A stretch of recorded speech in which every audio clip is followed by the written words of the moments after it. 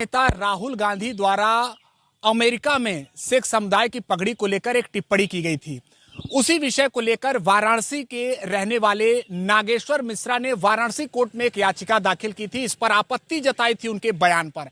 फिलहाल इसी मामले से जुड़ा हुआ जो ये विषय है वो इलाहाबाद हाईकोर्ट तक पहुंचा और राहुल गांधी की उस याचिका को आज हाईकोर्ट ने खारिज कर दिया है। हमारे साथ बातचीत के लिए वाराणसी में नागेश्वर मिश्रा साथ ही अधिवक्ता जुड़े हुए हैं जो इस पूरे जो विषय है उसको लेकर न्यायालय में अपना पक्ष रहे। हम उनसे बात करेंगे। आज जो कुछ भी इलाहाबाद हाईकोर्ट में हुआ है क्या कहेंगे, क्या कुछ?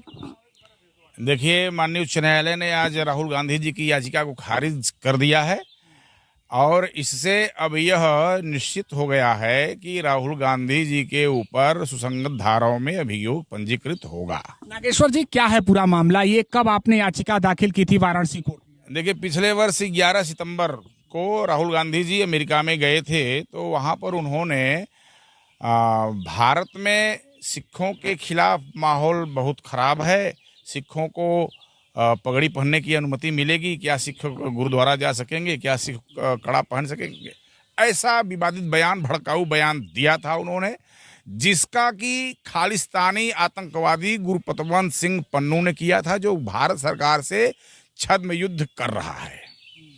उस आतंकवादी ने इनके बयान का समर्थन किया था। तब हमने BNS की धारा, भारतीय नागरिक संहिता की धारा 147 के अंतर्गत थाना सारनाथ, अपने स्थानीय थाना को हमने प्रत्यावेदन प्रस्तुत किया कि राहुल गांधी के ऊपर इन धाराओं में अभियोग पंजीकृत किया जाए। जब वहाँ अभियोग पंजीकृत नहीं हुआ तो हम माननीय न्यायालय की शरण में गए। माननीय न्यायालय ने 28 नवंबर 2024 को मेरे याचिका को खारिज कर दिया, यह कहते हुए कि विदेश में हुए अपराध पर भारत सरकार से पूर्वानुमति लेने की आवश्यकता पड़ती है। फिर हम लोग माननीय सत्र न्यायाधीश MP MLA कोर्ट गए, वहाँ हमने निगरानी याचिका प्रस्तुत किया। वहाँ पर हमने बताया माननीय न्यायालय को कि 208 में तो खारिज कर दिया गया, लेकिन 207 BNS की धारा 207 यह कहती है कि भारत सरकार से पूर्वानुमति की आवश्यकता तब होगी जब विचारण शुरू होगा, अर्थात जांच में उसकी आवश्यकता पड़ेगी। मुकदमा लिखे जाने तक, संज्ञान लेने तक भारत सरकार की अनुमति की आवश्यकता नहीं है। इस बात को माननीय न्यायालय ने हमारे स्वीकार कर लिया और निचली अदालत को पुनः सुनवाई के लिए आदेश दे दिया।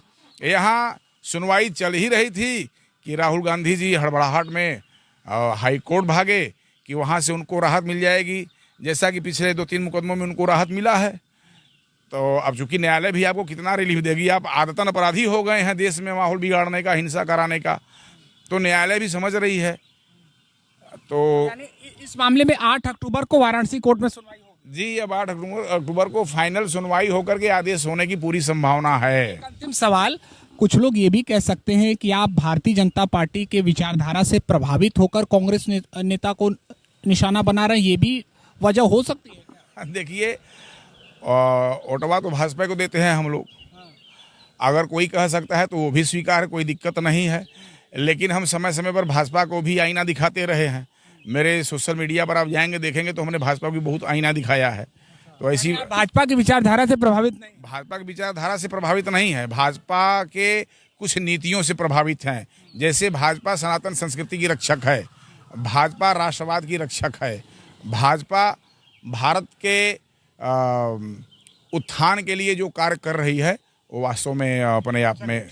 वकील साहब, 8 अक्टूबर को क्या कुछ होने वाला है, हम ये जानना चाहेंगे। देखिए, ऑनरेबल हाई कोर्ट ने चूंकि यह रिवीजन निरस्त कर दिया राहुल गांधी जी का, तो अब निश्चित है कि 8 अक्टूबर को जो यहाँ MP MLA कोर्ट जो है नीरज त्रिपाठी सर के यहाँ इसकी सुनवाई होनी है और 8 तारीख को इस पर आर्गूमेंट होगा कि 173/4 जो BNSS की धारा है उस पर बहस होगा और मुझे उम्मीद नहीं, पूरा विश्वास है कि FIR दर्ज करने का आदेश पारित होगा।